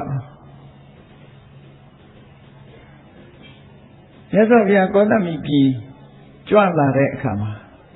ဘာတွေနဲ့ရင်ဆိုင်ရတော့ဆိုအမှန်တန်ကြီးမားတဲ့အခက်အခဲတစ်ခုရင်ဆိုင်ရတယ်။ဘာဖြစ်လို့ဆိုကောသမိပြည်မှာဥဒိဏမင်းကြီးရဲ့မိဖုရားတခုဖြစ်တဲ့မာခန္တိယဆိုတဲ့ပုံလေးမှလေ သူကမင်းမျိုးတဲ့ကမဟုတ်ဘူးမင်းသမီးမဟုတ်ဘူးဇမနာမျိုးတဲ့ကဆိုတော့ပုံလေးမှသူကအမတန်လှအမတန်ချောတဲ့အခါကျတော့သူ့ကိုတောင်းရမ်းကြပြီမဲ့သူ့ဖေကမတူဘူးမတန်ဘူးဆိုပြီးဘယ်သူနဲ့မှမပေးစားခဲ့ဘူးသူကဘယ်ရတူလုံးလို့ဆိုလို့ရှိရင်မြတ်စွာဘုရားမဟာတတိပဌံတုတ်ခေါ်တဲ့ကုရုတိုင်ကမ္မတဓမ္မဏိဂုံကအဲ့ဒီဏိဂုံသူပဲသူကုရုတိုင်ကမ္မတဓမ္မဆိုတဲ့ဏိဂုံရွာကဏိဂုံရွာသူအမတန်ချောအမတန်လှတဲ့ပုံလေးမှလေးမြတ်စွာဘုရားလွန်ခဲ့တဲ့နှစ်တည်းတုန်းကကုရုတိုင်ကိုကြွခဲ့ဘူးလေနော်ကြွတဲ့အခါမှာမြတ်စွာဘုရားနဲ့အဲ့ဒီချိန်မှာတက်တော်40ကျော်အရွယ်ပဲရှိတယ်မင်းသားဆိုတော့အမတန်ချောအမတန်လှဘုရားအဲ့ဒီကြွတဲ့အခါမှာဒီမာဂန္တိယာဆိုတဲ့ဒီပုံလေးမှလေးရဲ့အမေအဖေတွေကလည်းသူတို့လည်းပဲမာဂန္တိယာလို့ပဲခေါ်ကြတယ်အမေကလည်းအဖေကလည်းမာဂန္တိယအမေကလည်းမာဂန္တိယသမီးကလည်းမာဂန္တိယဒါသူတို့မျိုးနွယ်နဲ့ဖြစ်ဖြစ်မှာပေါ့နော်ဂေါရမလို့ဆိုတဲ့စကားလုံးကအနွယ်ရဲ့နာမည်ဗမာပြည်မှာဒါမရှိဘူးဗမာပြည်ကမဲ့ကျင်တာမဲ့တာနော်သူတို့စီမှာတော့အနွယ်နာမည်ဆိုတာထက်မဲ့လေးရှိတယ်ကိုယ်နာမည်ကတတ်အနွယ်နာမည်ကတတ်မြတ်စွာဘုရားရဲ့အမျိုးတွေမှန်သမျှဂေါရမအနွယ်မှုဂေါရမမျိုးလို့ခေါ်တာဘုရားရဲ့အမည်နာမကသိတ္တထခမည်းတော်ကြီးရဲ့နာမည်ကသုတ်တော်ရဏအနွယ်ကြတော့ဂေါရမဒါကြောင့်မလို့အပြည့်စုံခေါ်တဲ့အခါမှာသုတ်တော်ရဏဂေါရမသိတ္တထဂေါရမဒီလိုခေါ်တယ်နောက်ကလည်းဂေါရမအဲ့ဒီဂေါရမဆိုတဲ့စကားလုံးကိုပါဠိဘာသာမှာတော့ဂေါရမဆိုတာဒီတိုင်းပဲခေါ်လေးရှိတယ်သူတို့အနွယ်စတင်ပြီးတော့ဒီအနွယ်တစ်ခုရဲ့မျိုးဆက်ကိုကြည့်လို့ပထမဆုံးပုဂ္ဂိုလ်ကိုဂေါရမလို့ခေါ်ပြီးနောက်ပုဂ္ဂိုလ်တွေကျတော့အိန္ဒိယဝါရနဲ့ပြောလို့ရှိရင်ဂေါတမလို့ခေါ်တယ်သူတို့ကအတန်နဲ့ပြောင်းတယ်ဂေါတမအဲ့ဒါလို့အနွယ်နာမည်တွေနဲ့သွားတာဒီဟိုနိုင်ငံသွားကြည့်မယ်ဒီလိုအနွယ်နာမည်တွေရှိတယ်ဗမာပြည်မှာမရှိဘူးဒီဟာနော်တရုတ်ပြည်မှာလည်းရှိတယ်အနွယ်နာမည်ကိုရီးယားမှာလည်းရှိတယ်အနွယ်နာမည်ဆိုတော့အဲ့တော့ရှေ့ရထားပြီးခေါ်တယ်နိုင်ငံခြားသွားလို့ passport ထဲရေးပါဆိုလို့ရှိရင်ဗမာပြည်မှာတော်တော်ကြွားချတယ်ဗမာပြည်ကတပူထူးခြားနေတာနော်ဗမာပြည်လာလို့ရှိရင်ယောက်ျားဆိုရင်ဦးရှေ့ကဦးဆိုတာပါအမျိုးသမီးဆိုရင်ဒေါ်ဗမာပြည်ကတမျိုးတည်းဖြစ်နေဟိုလူကလာလဲဦးဒီလူကလာလဲဒေါ်ဆိုတော့သူတို့နိုင်ငံခြားလူတွေနားမလည်ဘူးဒီဟာကိုနားမလည်ဘူးဒါကြောင့်လို့အခုနောက်ထပ်အခုထုတ်ပေးတဲ့ passport တွေကြတော့ဥရိတော်တွေချုပ်ထားတယ်နော်ဥတော်တွေချုပ်ထားလိုက်ပြီခုရှေ့ကဘာမှမထည့်တော့ဘုန်းကြီးပွဲတွေလည်းဥတွေဘာတွေမထည့်တော့ဘူးခုစာနှိမ်ဆိုတာလာလို့ရှိရင်နိုင်ငံသားတွေကြတော့စာနှိမ်ဆိုတာရှိတယ်ဒီနာမည်ရဲ့အစနာမည်ရဲ့အလယ်နာမည်ရဲ့အဆုံးဆိုဗမာကြတော့အစအလယ်အဆုံးမှရှိမှမရှိတော့ကိုမဲ့ကျင်တာမဲ့ကိုမဲ့ကျင်တာမဲ့အဲ့တော့သူတို့ဒီမှာအစင်မပြေဘူးပေါ့လေဗမာနာမည်နဲ့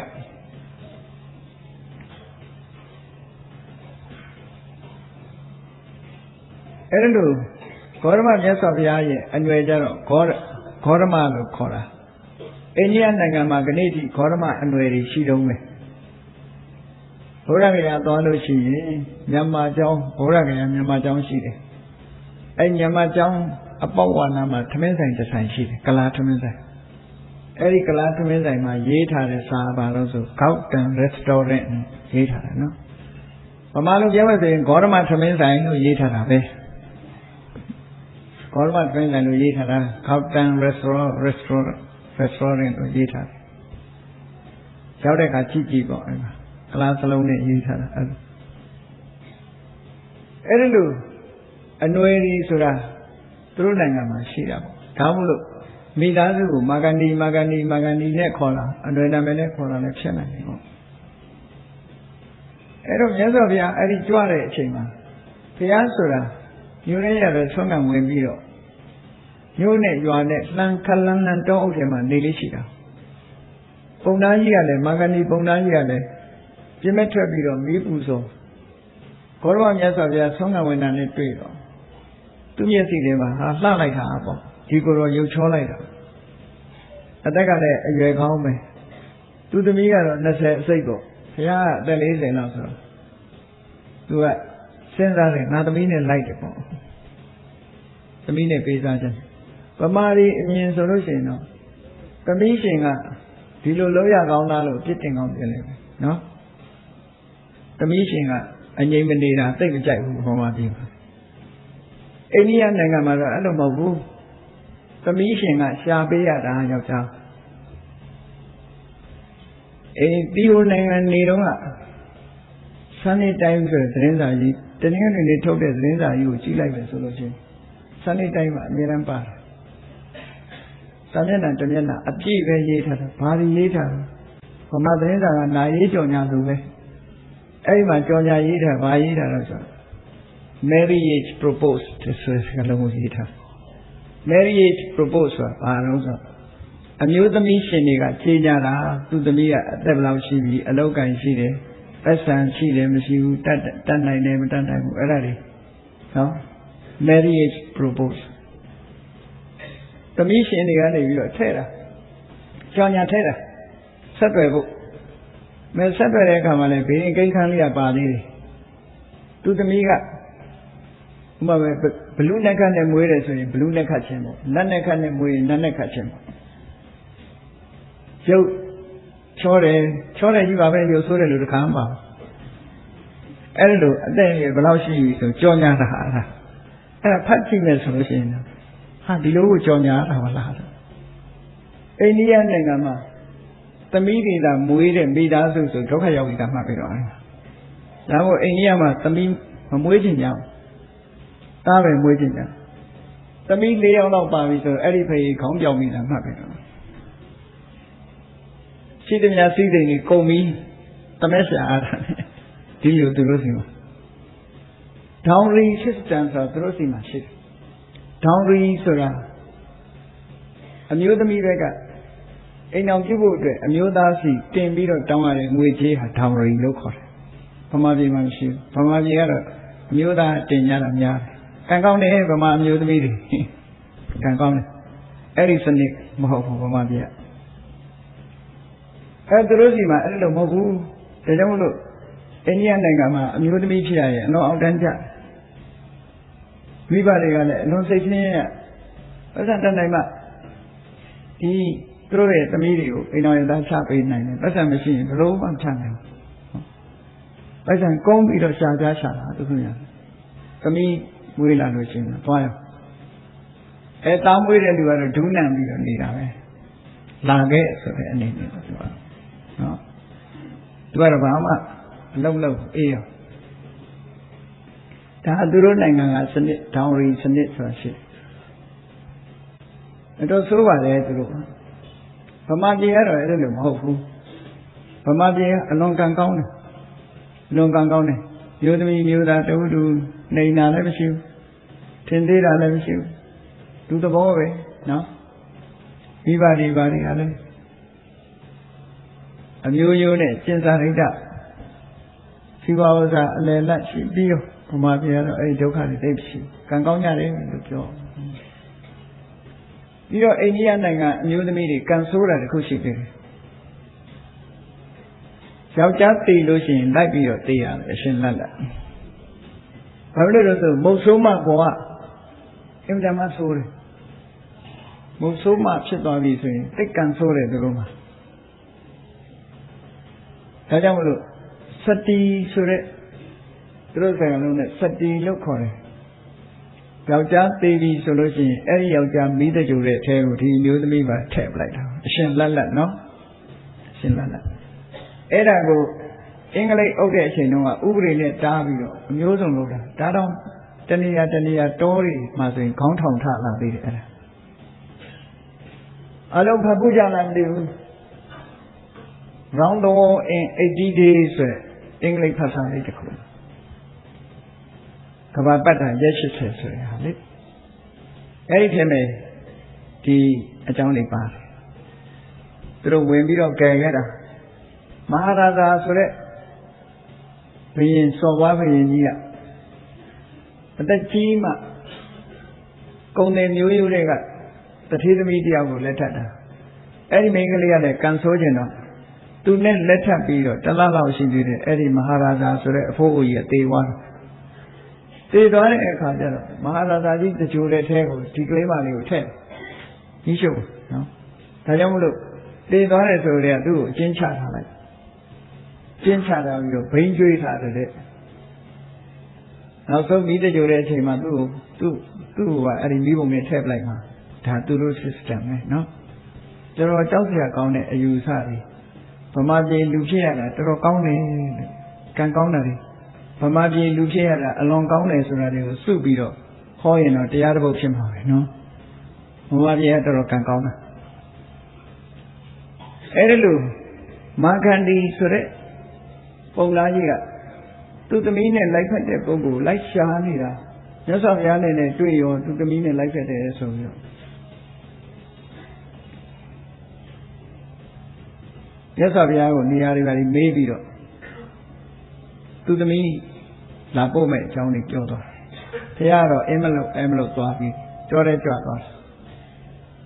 အိမ်ပြန်ပြီးတော့ပုံလေးမှကြီးတဲ့သမီးကိုရေမိုးချိုတန်းစာဆင်ပြီးတော့ပုံလေးမှရေးရသူတို့သားမိသားဖ300သူမှားထားခဲ့တဲ့နေရာလာတာမြတ်စွာဘုရားတော်တန်းနဲ့ဝင်လာတဲ့အချိန်မှာအဲ့ဒီမှာမြတ်စွာဘုရားသူမှားထားတဲ့နေရာမှာမရှိဘူးမျက်ဖြာလေးတစ်ခုတွေ့မျက်ဖြာလေးတစ်ခုတော့ခုနဒီနားနေတာပဲဒီနားမှာနေတယ်အခုပဲသွားပါလိမ့်လို့ကိုကြည့်လိုက်ကြည့်တဲ့အခါမှာဘာသွားတွေ့တော့ဆိုဖះရဲ့ခြေရာလေးကိုသွားတွေ့တဲ့အခါကျတော့ပုံလေးမကြီးကမျက်ဖြာလေးကြည့်လိုက်ရင်လည်းသူကအကဲခတ်တယ်ခြေရာကြည့်ပြီးတော့လည်းအကဲခတ်တယ်ပုံနာရတဲ့ရှင်မှားပြီတဲ့ဒီမျက်ဖြာပေါ်နေတဲ့ပုဂ္ဂိုလ်ဟာပုဂ္ဂိုလ်များတဲ့ရှင်သမီးယူမှာမဟုတ်ဘူးလေနော်သူကဘေရင်ကျမ်းကန်ရသူကဒီခြေရာကြည့်လိုက်တော့လည်းပဲဒီခြေရာမျိုးဟာတဲ့တဏှာဝဆင်းရဲကလွတ်ကင်းတဲ့ပုဂ္ဂိုလ်သူမြတ်ရဲ့ခြေရာမျိုးတာဖြစ်တယ်လောဘရှိတဲ့ပုဂ္ဂိုလ်ရဲ့ခြေရာမဟုတ်ဘူးတဲ့ဒေါသရှိတဲ့ပုဂ္ဂိုလ်ရဲ့ခြေရာမဟုတ်ဘူးမောဟရှိတဲ့ပုဂ္ဂိုလ်ရဲ့ခြေရာမဟုတ်ဘူးတကယ်သူတော်သူမြတ်ရဲ့ခြေရာသာဖြစ်တယ်အဲ့ဒါလို့ပြောတော့ပုံနာကြီးကယောက်ျားလေးဆိုတာဒီလိုပဲမင်းရှာမရှိနဲ့ပုံငါမင်္ဂလာယူနေတဲ့အချိန်မှာမင်းအကမင်္ဂလာစကားကြီးပြောမနေနဲ့ပေါ့သူကလည်းသူသမီးဇောနဲ့ပဲသမီးလေးကိုအိမ်အောင်ချပေးဖို့ကအရေးကြီးတာသူ့မှာနော်အဲ့ဒါလို့ပြောနေတော့မယ်မြတ်စွာဘုရားကြွလာတာမြင်တော့ဟောင်းမလာပြီဆိုပြီးတော့သူတို့သွားကြတယ်သွားပြီးတဲ့အခါဘုရားရှိခိုးရောက်ရောသမီးကိုရေစက်ချပြီးတော့လှူတာသူထဲမှာရေကြရာလေးပါလာတယ်အဲ့ဒီမှာအရှင်ဘုရားနဲ့ထိုက်တံပါတယ်ဒီသမီးအရှင်ဘုရားကိုပြုစုလုပ်ပေးဖို့လက်ခံပါလို့ဆိုပြီးတော့သမီးကိုလှူအဲ့ဒီလိုမြတ်စွာဘုရားကိုလှူတဲ့အခါမှာမြတ်စွာဘုရားဘာပြောလိုက်တုံးဆိုတော့ဒီနေရာမှာမှတ်သားစရာတစ်ခုပေါ့နော်မြတ်စွာဘုရားပြောတာဟာဘာပြောလိုက်တုံးဆိုဒိဋ္ဌဝါဒတဏံအရတိရကင်းစာနာဟောတိသံတော်အပိမေထုနတမေမြတ်စွာဘုရားသူ့အတွေ့အကြုံတစ်ခုကိုရှင်းပြတယ်။ဘာရှင်းပြတော့ဆိုပုံနာနဲ့ငါတစ်ခုပြောမယ်တဲ့ဖယားဖြစ်သူရောက်ပြီးအဲ့ဒီချိန်မှာဆိုရင်ဘုရားတက်တော့40ပတ်ဝန်းကျင်အချိန်ဆိုဘုရားဖြစ်သူရောက်ခါသာခုကဘုရားဖြစ်ပြီး9နှစ်ကျော်ရှိလာတဲ့အနေအထားမျိုးပေါ့ဘုရားဖြစ်သူရောက်ပြီးတော့အဇပလညောင်ပင်အောက်မှာနေတော့ကဝသဝတိနတ်တွေကမနတ်ရဲ့သမီး3ယောက်နာမည်ကတဏှာတဲ့အရတိတဲ့ရဂါတဲ့မနတ်သမီး3ယောက်ကလာပြီးတော့ဘုရားကိုဖျားရောက်မှုတယ်အဲ့ဒီတုန်းကတောင်မှပဲငါမှကာမဂုဏ်အာယုစိတ်မပေါ်ခဲ့ဘူးတဲ့နတ်သမီးမြင်ရတာတောင်မှပဲကာမဂုဏ်အာယုနဲ့ပတ်သက်တဲ့စိတ်ငါမှမရှိဘူးလို့ဘုရားကပွင့်ပွင့်လင်းလင်းပဲမြင်ဆိုပြောတာပေါ့နော်အဲ့ဒါလောက်တင်ဆိုရင်ကိစ္စမရှိဘူးအဲ့ဒါလောက်တင်ကိစ္စမရှိဘူးဘာပြောလိုက်တုံးဆိုနောက်ပြောလိုက်တဲ့စကားတစ်ခုကထိခိုက်သွားတယ် ကိမေဝိထံမုဒ္ဒကရိတပုံနံပါရာပိနံတံဖုန်တိတုံနာအရှိကျင်ကြီးကျင်ငယ်နေတဲ့ကျင်ကြီးကျင်ငယ်တွေနဲ့ပြည့်နေတဲ့မင်းရဲ့သမီးကိုတော့ငါဘယ်လိုလုပ်ပြီးတော့ကံကုန်စိတ်ဖြစ်မှာတော့တဲ့ကံကုန်စိတ်မဖြစ်ရုံကခြေတော်ကလေးနဲ့တော့မထိကျင်ဘူးလို့သူတို့ပြောလိုက်တဲ့စကားနင်းနာနာပြောလိုက်တာပဲနော်တပည့်သားကိုနာကြီးသွားတယ်နာကြီးသွားစေတယ်အဲ့ဒီနေရာလေးမှာမြတ်စွာဘုရားရိုးရိုးပြောလေဖြစ်ခဲ့တယ်ဘာဖြစ်လို့ကျင်ကြီးကျင်ငယ်နဲ့ပြည့်တယ်လို့ခြေတော်နဲ့တော့မထိကျင်ဘူးဆိုဟိုအမျိုးသမီးကိုသူကမှုချိုးမြစ်ချိုးပေါ့ခုခေတ်လိုပြောမယ်ဆိုရင်နော်မှုချိုးမြစ်ချိုးပြောလိုက်တာဆိုတော့တပည့်သားကတော့နာကြီးသွားမြတ်စွာဘုရားတခါတခါအဲ့လိုနာကြီးစရာစကားလေးတွေပြောတတ်တယ်အဲ့ဒါမစင်မကျင်ပြောတာလားလို့ဆိုမြတ်စွာဘုရားပြောတဲ့စကားနှစ်ခုကိုလေးလာကြည့်ပဲဆိုရင်နော်မှန်လဲမှန်တယ်ဒီအကျိုးလည်းရှိတယ်အဲ့တော့မှန်ရမယ်အကျိုးရှိရမယ်ဒါပေမဲ့ကြားတဲ့လူကကြိုက်ချင်မှကြိုက်ဒါတစ်ခုမှန်တယ်အကျိုးရှိတယ်ကြားတဲ့လူကကြိုက်တယ်စကားတစ်ခုမှန်တယ်အကျိုးရှိတယ်ကြားတဲ့လူကမကြိုက်ဘူးဒါတစ်ခုမြတ်စွာဘုရားဟာလူတွေပြောတဲ့စကား6ခုထဲမှာဟောဒီ2မျိုးပဲပြောတယ်ဘုရားပြောတဲ့စကားလုံးဟာအမှတ်တမဲ့ပြောတာတော့မဟုတ်ဘူးမှတ်တမဲ့မပြောဘူးမြတ်စွာဘုရားဘယ်တော့ဖြစ်ဖြစ်အဲ့တော့အခုပြောလိုက်တဲ့စကားဟာမှန်တယ်မှန်တိုင်းပြောလားဆိုမပြောဘူးသူကအကျိုးရှိရမယ်သို့တော့ပြောတဲ့အချိန်မှာပြောတယ်အကျိုးရှိတယ်ဆိုတော့ဘယ်လိုအကျိုးရှိတာလဲလို့မေးလိုက်တဲ့အခါမှာဒီခုလိုပြောလိုက်ခြင်းအပြင်ကျင်ကြီးကျင်ငယ်နဲ့ပြည့်နေတဲ့မင်းသမီးကိုခြေပြန်နဲ့တောင်မတို့ချင်ဘူးဆိုပြီးတော့ကျင်ကြီးကျင်ငယ်နဲ့ပြည့်နေတာလို့ဆိုတဲ့စကားကိုပြောလိုက်တော့သမီးဖြစ်တဲ့မာဂန္ဒီကတော့နာကြီးသွားတယ်အမေနဲ့အဖေကျတော့တရားဓမ္မရဖို့အတွက်ဖြစ်သွားတယ်ဒီစကားအစွန်းတစ်ခုထွက်သွားတယ်လို့ဆိုပါစို့တယောက်အတွက်တော့ယင်ထဲမှာခံစားရတယ်ကျန်တဲ့2ယောက်အတွက်တော့ဒီစကားလုံးလေးသုံးလိုက်တာသူတို့အတွက်သမီးပေါ်မှာဒီဆွဲလန်းနေတဲ့သူသမီးဟာအလှဆုံးလို့ထင်နေတဲ့ပုံနာကြီးသတိပြုမိတော့မြတ်စွာဘုရားပြောလိုက်တာ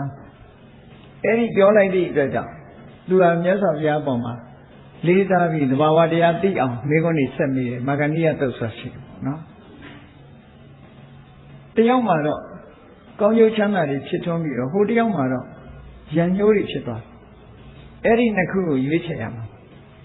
တခါတခါအဲ့လိုခက်ခဲဆိုတွေ့တယ်တခြားစကားနဲ့ပြောလို့မရဘူးဒီချိန်မှာနှစ်ခုအကျက်တဲတွေ့နေတယ်ဒီစကားလုံးကိုသုံးလိုက်မှဒီပုံသားကြီးကသမီးပေါ်မှာတန်ရုံးတင်ပြနော်သမီးပေါ်မှာသူ့သမီးကိုသိလှတယ်လို့ရွှေရုံးလို့ထင်နေတာဟုတ်အဲ့ဒီမှာမြတ်စွာဘုရားမုဒ္ဒကရိတပုံနံကျင်ကြီးကျင်ငယ်တွေနဲ့ပြည့်နေတာပါလို့ပြောလိုက်တဲ့အခါကျတော့သူသမီးလှတယ်အပေါ်ယံလေးပဲလှတယ်ဆိုတော့သူသဘောပေါက်သွားအဲ့တော့သူတို့အမေဖေအတွက်ကတော့ဒီစကလုံးကသိအကျိုးရှိသွားတယ်သို့တော့ခံလိုက်ရတဲ့မာဂန္ဒီဆိုတဲ့မိန်းကလေးအတွက်ကတော့နာချီးစရာဖြစ်သွားမြတ်စွာဘုရားအဲ့ဒီမှာမြတ်စွာဘုရားရွေးမယ်ဆိုလို့ရှိရင်တရားထုတရားမြတ်ရမယ်ပုဂ္ဂိုလ်သာဦးစားပေးတယ်သူ့နာကြည့်လို့သူ့ကိုရန်လုံးမှတွေထက်ပြတော့ပဲဒီလိုရွေးလေးရှိတယ်မြတ်စွာဘုရားနော်ဒါဘုရားရဲ့ရွေးချယ်မှုပဲမသိဘူးမဟုတ်ဘူးသိတယ်ငါဒီလိုပြောလိုက်မှဒီပုံနာကြီးတွေအာရုံပြတ်ဒီလိုပြောလိုက်လို့ရှိရင်လေမဂ္ဂဏီကငါရန်လုံးတော့မှာပဲဒီလိုမဟုတ်လေတနည်းအားဖြင့်ငါသူလည်းမခံရင်သူငါရန်လုံးမှသိချတယ်ဆိုတာမြတ်စွာဘုရားတထဝိဒလေအဲ့ဒီပြဿနာမျိုးပဲဒေဝဒတ်ကိုသင်္ကန်းဝတ်ပေးတာနဲ့ပတ်သက်ပြီးတော့ဒေဝဒတ်ဟာရဟန်းဝတ်ပြီးနောက်တစ်ချိန်ကျတော့ဘုရားကိုဆန့်ကျင်မဲ့လုပ်လိုက်မယ်တန်ခါပေဒကကံကြီးကိုကျူးလွန်လိုက်မယ်ရဟန်းမဟုတ်ရင်တန်ခါပေဒကကံကျူးလွန်လို့မရဘူးရဟန်းဖြစ်မှတန်ခါပေဒကကံကျူးလွန်လို့ရအဲ့ဒါလိုကံကြီးတွေကျူးလွန်မယ်ဆိုတော့မြတ်စွာဘုရားသိရတဲ့နဲ့ဘာဖြစ်လို့သင်္ကန်းဝတ်ပေးတာတော့ဆိုမြတ်စွာဘုရားမှာတေချာစဉ်းစားပြီးတော့လုပ်တာဒီလောက်ကဒီဝတ္တဟာဘယ်နည်းနဲ့ဖြစ်ဖြစ်ဘုရားကိုဒုက္ခပေးမှသိချတယ်သင်္ကန်းဝတ်ခွင့်ပေးလိုက်ခြင်းအပြင်ဘာအကျိုးတွေရနိုင်တော့ဆိုသူဟာသမထကျင့်စဉ်တခုကိုအောင်မြင်မြင်ကျင့်ပြီးတော့သမထပေါက်ပေါက်ရောက်ရောက်ဖြစ်ပြီးတကိုးကြီးတဲ့ပုဂ္ဂိုလ်တူဖြစ်လာအဲ့ဒီတကိုးကြီးတဲ့သမထအကျင့်တရားဟာဒေဝရတ်ဖို့ ကောင်းကျိုးချမ်းသာရဖို့အတွက်မျိုးစေ့တစ်ခုဖြစ်တယ်သင်္ကန်းဝတ်လိုက်သည့်အတွက်ကြောင့်လည်းပဲသူ့ဖို့မှာသူ့ကိုယ်သူတဏှာဝကထွက်အောင်လုပ်နိုင်တဲ့ပညာမျိုးသူရသွားတယ်အဲ့ဒီနှစ်ခုကိုကြည့်ပြီးတော့မြတ်စွာဘုရားသူ့ကိုရန်လို့ရှင်လုပ်ပါသေးဆုံးရှုံးရင်လည်းတဘွားပဲဆုံးရှုံးမယ်တဏှာကထွက်ပေါက်သင်္ကန်းဝတ်မပေးရင်တော့သူဟာထွက်ပေါက်ရမှာမဟုတ်ဘူးထွက်ပေါက်ရစေခြင်းအကျိုးမှာသင်္ကန်းဝတ်ပေးလိုက်တာတဲ့ဒီလိုဆိုတယ်နော်အခုမာဂန္ဒီမိသားစုမှာလည်းပဲအမေနဲ့အဖေကျွတ်တန်းဝင်ဖို့အတွက်မြတ်စွာဘုရားမုဒ္ဒကရိတပုံနံဆိုတဲ့စကားလုံးကိုတမင်သုံးလိုက်တာမင်းသမီးကမစင်ကျင်ကြီးတွေနဲ့ကျင်ငယ်တွေနဲ့ပြည့်နေတာခြေနဲ့တောင်မှမဖြစ်ချင်ဘူးလို့ဒီပြောလိုက်တဲ့စကားဟာမာဂန္ဒီမှာတော့ယဉ်နှင်းစရာဖြစ်သွားတယ်ပေါ့သို့တော့မိဘနှစ်ပါးအတွက်ကတော့ဒီသမီးရဲ့အပေါ်မှာတန်လို့တဲ့နည်းနည်းရော့သွားတယ်ဒီလိုဆိုလို့တာနော်အဲ့တော့မာဂန္ဒီပုံနာကြီးကအခုလိုပြောလိုက်တာစိတ်ထဲမှာမနာကြည့်ပြသွားဘူးသို့တော့လောကရဲ့တဘာဝကိုသူနားလည်သွားတယ်နားလည်သွားလို့သူတို့အဲ့ဒီခေတ်တုန်းကဒီအမျိုးသားတွေဟာသင်္ကန်းဝတ်ဝတ်သွားကြတာနဲ့ပတ်သက်ပြီးလူတွေကြားမှာဘယ်လိုနားလည်ထားလို့ဆိုလူဘဝကာမဂုဏ်ချမ်းသာတွေကိုခံစားလို့အားရပြီးတဲ့အခါမှာတဲ့နတ်ပြည်ကကာမဂုဏ်ချမ်းသာခံစားဖို့အတွက်ရဟန်းဝတ်ကြတယ်လို့ဒီလိုနားလည်ကြတယ်သူတို့ကလက်ခံဆောင်သိဘူးသူတို့ဆိုလိုတာကတော့လူဘုံနဲ့ကောင်းကင်ဘုံပဲပေါ့ကောင်းကင်ဘုံသွားဖို့လုံးနေကြတယ်လို့ပဲဒီလိုပဲထင်တာအဲ့ဒီမှာသူမိကုန်းနေမေးတဲ့အခါမြတ်စွာဘုရားကဖြေတော့မှသူတို့ဇနီးမောင်နှံနှစ်ယောက်ကအနာဂံဖြစ်သွားတယ်အဲ့ဒီမှာသမီးကိုမြတ်စွာဘုရားကလက်ခံတော့မှဘယ်ကိုသွားသမီးကိုအိမ်အောင်ချပေးတော့ဆိုကောသမီပြည်သွားပြီးဥဒိဏမင်းကြီးနဲ့အိမ်အောင်ချပေးလာတယ်ဟောဒီလိုဖြစ်တာနော်အဲ့ဒီဥဒိဏမင်းကြီးနဲ့အိမ်အောင်ချပေးလိုက်ပြီးတော့ကောသမီပြည်မှာသူမကြီးပြားဖြစ်နေတဲ့အချိန်မှာခုနတထေးသုံးခုကမြတ်စွာဘုရားကိုပင့်တယ်ဘုရားကကောသမီပြည်ရောက်လာတဲ့အခါကျတော့မြတ်စွာဘုရားရောက်လာတယ်လေသတင်းကြရောမာဂန္ဒီကဘယ်လိုခံစားမလဲစဉ်းစားကြည့်တစ်ချိန်တော့ငါ့ကိုမှုချိုးမြစ်ချိုးပြောသွားတဲ့ကိုတော်ကြီးကောသမီရောက်နေပြီနော်ခရသားချိန်ပဲဒါဟုတ်မြတ်စွာဘုရားဟာလောကသားတွေအတွက်အလုပ်လုပ်တဲ့အခါမှာထောက်ခံတဲ့ပုဂ္ဂိုလ်ယူကျိုးတဲ့ပုဂ္ဂိုလ်ပူဇော်တဲ့ပုဂ္ဂိုလ်တွေကရှိတာမဟုတ်ဘူးဆန့်ကျင်မဲ့လုပ်တဲ့ပုဂ္ဂိုလ်တွေလည်းပဲရှိတယ်ဒီလိုပြောတာနော်အဲ့ဒီမှာမြတ်စွာဘုရားကောသမီပြည်မှာသာသာယာယာနဲ့တရင်တော်ရတာမဟုတ်ဘူးမြတ်စွာဘုရားလည်းကြွလာရောသူကမိဖုရားနေသူ့အတိုင်းဝိုင်းနေရှိပတ်စံပေးပြီးတော့ကလေးကဝအယတမလမ်းတရေတွေကိုခုခေတ်စကားနဲ့ပြောရင်ပေါ့နော်အဲ့ဒီကလေးကဝလူတွေကိုပတ်စံပေးပြီးတော့ဖျားမှုရှိတဲ့တန်ခါတွေဆွမ်းကဝင်လာလို့ရှိရင်ဆဲခိုင်းတာအဲ့တော့မြတ်စွာဘုရားကောသမီပြည်ရောက်လာတာအဆက်ခံရတယ်နော်အဆက်ခံရတယ်နေ့စဉ်နဲ့မြတ်ဆွမ်းခံသွားပြီဆိုရင်ဆဲအဲ့ဒီလိုနဲ့ကောသမီပြည်ရောက်တာနဲ့တပြိုင်နက်မြတ်စွာဘုရားခက်ခဲတွေနဲ့ကြုံတွေ့တယ်ဆဲပြီဆိုတဲ့အခါကျတော့ရှင်အနန္ဒာတို့ယဟန်တွေကဘုရားကိုလျှောက်တယ်တပည့်တို့ဆဲခံနေရတယ်တဲ့ဒီမှာမနေရင်ကောင်းမယ်ပေါ့တဏှာရွှေ့သွားရင်ကောင်းမယ်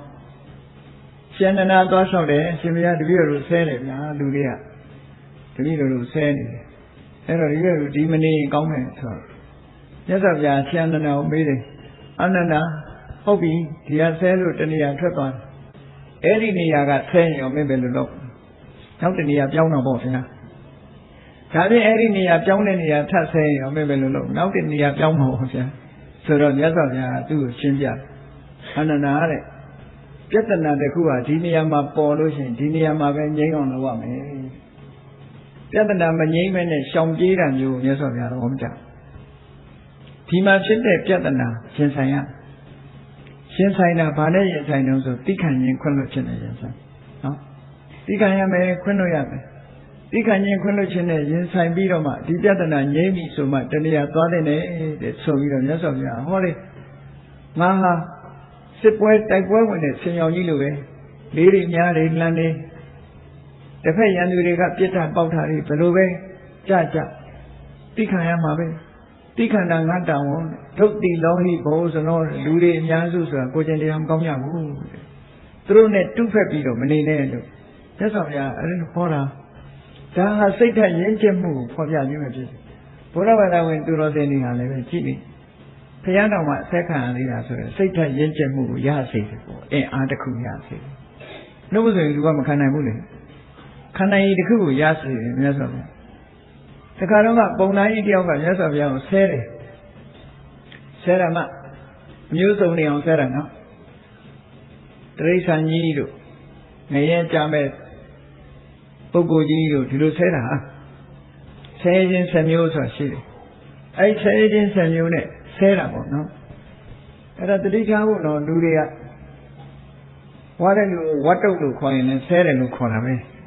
ဆဲပုံစံနည်းတွေကအများကြီးနော်အသားမဲ့တဲ့လူကိုဖိုးဖြူလို့ခေါ်ရင်လည်းဆဲတာပဲတဲ့ဒီဒူလာယောဂဆွဲနေတဲ့ပုဂ္ဂိုလ်ဒူလာလို့သွားပြောရင်လည်းဆဲတာပဲဆဲခြင်း7မျိုးထဲမှာဒီကိုလိုနေမဲငသဆဲမှာဆဲတာမဟုတ်ဘူးတဲ့ယောဂကိုပေါ်ပြရင်လည်းဆဲတာပဲယောဂနဲ့ပြောရင်လည်းဆဲတာပဲအပိယဝနဲ့ပြောရင်လည်းဆဲတာပဲအလုံးနဲ့ပြောရင်လည်းဆဲတာပဲတဲ့သူကဒီဆဲခြင်း7မျိုးဆိုတဲ့အထင်ပဲဟိုရိုးရိုးခေါ်တာမဟုတ်ဘူးဒါဆဲခြင်း7မျိုးထဲမှာပါတယ်လို့သူပြောတာဒါလည်းတတိထားကြပါမြတ်စွာဘုရားကိုဆဲတဲ့အခါမှာမြတ်စွာဘုရားဒီတိုင်းနဲ့သာလေးနေတယ်ဆဲလို့ပြီးသွားပြီဆိုတဲ့အခါကျတော့မိဂုံထုတ်တယ်မင်းအိမ်ကိုဧည့်သည်တွေလာတဲ့အခါမှာတဲ့မုံမဲတေးစာနဲ့အခါအဲ့ဒီမုံမဲတေးစာတွေကိုဧည့်သည်ကစားမတော်ဘူးဆိုရင်အဲ့ဒီမုံမဲတေးစာဘယ်သူဟာလဲအာဒါသူဟာပဲပေါ့စားမတော်ရင်သူပိုင်တာပဲအေးအဲ့ဒါလိုပဲတဲ့မင်းကငါ့ကိုဆဲရည်ချင်းဖြင့်အခါတာမင်းဟာတွေငါလက်မခံဘူးလေဆဲရည်ချင်းဟာမင်းဟာတွေပဲလို့မြတ်စွာဘုရားပြန်ပြီးတော့တုတ်ပြန်ပြီးတော့ဆဲမယ်စိတ်ဆိုးလိုက်မယ်ဆိုရင်လက်ခံရရောက်တယ်တဲ့အတိမတ်ကိုမပြုတ်ဘူးအတိမတ်မပြုတ်ဒါကိုလက်မခံတဲ့လက်ဆောင်လို့ပြောတယ်လူတွေကလက်ဆောင်ပေးကြတယ်ဆိုတဲ့အခါမှာဆဲတဲ့လက်ဆောင်ပေါ့နော်အဆဲလက်ဆောင်ပေးလာလို့ရှိရင်တုတ်ပြန်ပြီးဆဲလို့ရှိရင်လက်ခံရရောက်တယ်လေဒါကြောင့်မို့လို့တုံ့ပြန်ပြီးတော့မဆဲဘူးရသော်ဗျာဆဲရည်တယ်ဆိုရင်အသာပဲပြီးခံပြီးတော့နေလိုက်တယ်ပြီးတဲ့အခါလက်မခံတဲ့လက်ဆောင်လိုပဲဆဲရည်တဲ့ဟာတွေကမင်းဟာတွေကြီးပဲငါလည်းမဆိုင်ဘူးပြောတာနော်အဲ့ဒီလိုတုံ့ပြန်ပြီးတော့ရသော်ဗျာရှင်းပြမှုတဲ့ဆဲတဲ့ပုံနာရသော်ဗျာရဲ့သိခံတဲ့စိတ်ဓာတ်နဲ့ဥပမာစကားကိုသဘောကျပြီးတော့ဘုရားဘာသာဖြစ်သွားမှုတဲ့အဲ့ဒီဟာအဲ့ဒါလဲသုတ်တန်ထဲမှာမှတ်တမ်းတင်ထားတာရှိတယ်ပေါ့အဲ့တော့ကောသမိပြည်မြတ်စွာဘုရား9ဝါမြောက်ဝါဆိုဖို့ကြွတဲ့အခါမှာအကြီးကျယ်ဒုက္ခတွေရင်ဆိုင်ရတယ်ပေါ့မြို့လူမျိုးသားအကုန်လုံးမဟုတ်ပေမဲ့လို့ဆုံးတ်သွားတဲ့အခါမှာမကြောက်ဝမနာတာဆဲရည်တာတို့ခဲနဲ့လမ်းပစ်တာတို့ဒါမျိုးတွေကိုခံရတယ်လို့အဲ့ဒါဟာလောကသားတွေအတွက်မြတ်စွာဘုရားကျိုးပန်းအထုတ်တာဘာနဲ့ကျိုးပန်းအထုတ်တာလဲဆဲရည်ခြင်းကိုသိခံခြင်းအဖြစ်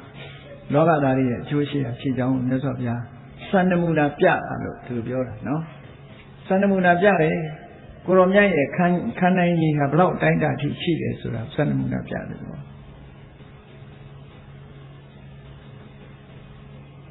ခရစ်ယာန်သမ္မာကျမ်းစာတွေဖတ်ဘူးတဲ့ပုဂ္ဂိုလ်တွေတွေ့ဘူးလိမ့်မယ်ဂျီဇက်ခရစ်ကမင်းကိုပါရိုက်လို့ရှိရင်ဟိုဘက်ပါကိုထိုးပေးပါဆိုတဲ့စကားနော်ဒါသိခံမှုရဲ့အတိုင်းအတာတစ်ခုကိုဖော်ပြတာပဲဂေါရမမြတ်စွာဘုရားကြတော့နော်ဟိုဘက်ပါကိုထိုးပေးပါလို့မပြောဘူးမြတ်စွာဘုရားကြတော့ဘယ်လောက်ထိအောင်ပြောတော့ဆိုကကစုပမသုတ်တန်ကြတော့ဘယ်လိုပြောတော့ဆိုမင်းကိုတဲ့ရန်သူတွေကမင်းရဲ့ခန္ဓာကိုယ်လွှာကြီးနဲ့တိုက်ချက်နေတောင်းအဲ့ဒီတိုက်ချက်တဲ့အပေါ်မှာစိတ်ဆိုးမိလို့ရှိရင်ငါစကားမလိုက်နိုင်ရရောက်တယ်လို့ဒီလိုတော့ဟောတာနော်ဒီလိုဆိုတာဒေါသကိုအဲ့ဒီလောက်ထိအောင်သိခံဖို့မြတ်စွာဘုရားဟောခဲ့တာကကစုပမတုတ်တာပါဠိရိုက်တာတော့ဘယ်နာမလဲနော်လွှာနဲ့တိုက်တာတော့မှပဲဒီစိတ်မဆိုးအောင်လို့ဟောခဲ့တာမြတ်စွာဘုရားဒီလိုဆိုရင်အဲ့တော့မြတ်စွာဘုရားရဲ့အဆုံးအမတွေကဒီလောကဓာတ်နဲ့ကြုံတွေ့လာလို့ကိုယ်ကိုဆဲရည်တယ်ကဲ့ရဲ့ရှုပ်ချတယ်ဆိုလို့ရှိရင်မြတ်စွာဘုရားလိုက်နာဖို့ရတယ်ဟောတယ် စိတ်မဆိုးနဲ့နံပါတ်1ကစိတ်ဆိုးနေ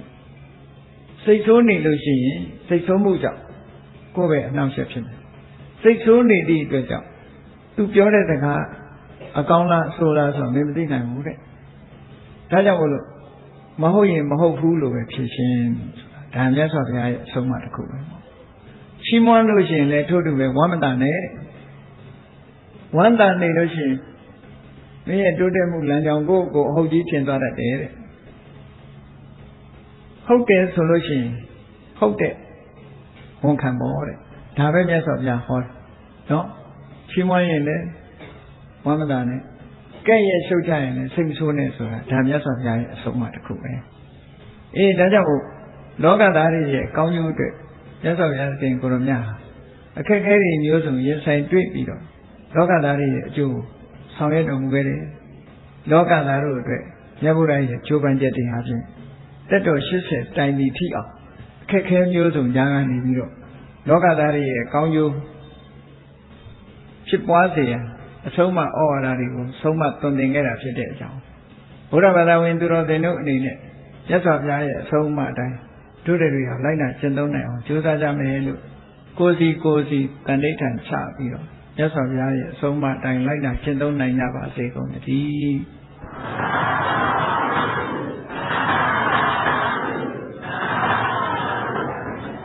ကဲမေတ္တာပို့ရအောင်တတ္တဝါများစွာသေရန်กว่าချမ်းသာကြပါစေတတ္တဝါများစွာသေရန်กว่าချမ်းသာကြပါစေမေတ္တာရည်ချမ်းသုံးကားဖြံ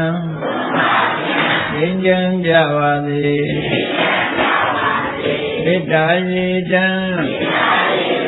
သုံးကားဖြံငြိမ်းချမ်းကြပါစေသက်ရှိချမ်းသာသိချမ်းသာတို့ရဆန္ဒပြည့်ပါစေသက်ရှိချမ်းသာသိချမ်းသာတို့ရဆန္ဒပြည့်ပါစေဘုံလန္တဒုက္ခပင်ကစားမေတ္တာပုံနေဒုသင်္ကမမနောတရတိတဝေတံဘဝယန္တုဒုက္ခန္တကမေတ္တာပုံနေဒုသင်္ကမစုပေါင်းကိုအမေတ္တာတဟုရောက်ယူပဝင်းငွေလာမင်းနှင့်ရောင်ရင်ရှဲယုံပေါင်းဆောင်ရခြင်းကြောင့်သဗ္ဗေတံကျင့်မဲ့ဥဒ္ဒုံလုံးစုံများစွာတတ္တဝါတို့၏မနောတရတိမြင်မြတ်ဖြူစင်အေးကြည်လင်းသည့်ရေစဉ်ကြည်တင်းစိတ်နှလုံးတည်ဟုသောရေအိုင်ကြီးအတွင်၌ဒုက္ခပင်ကသာစင်ထာဝရအေးမြကြည်သာတာယာပွင့်နှံချမ်းသာဒုက္ခအဒီဟုသောကုမုဒ္ဒရာကြာပန်တို့သည်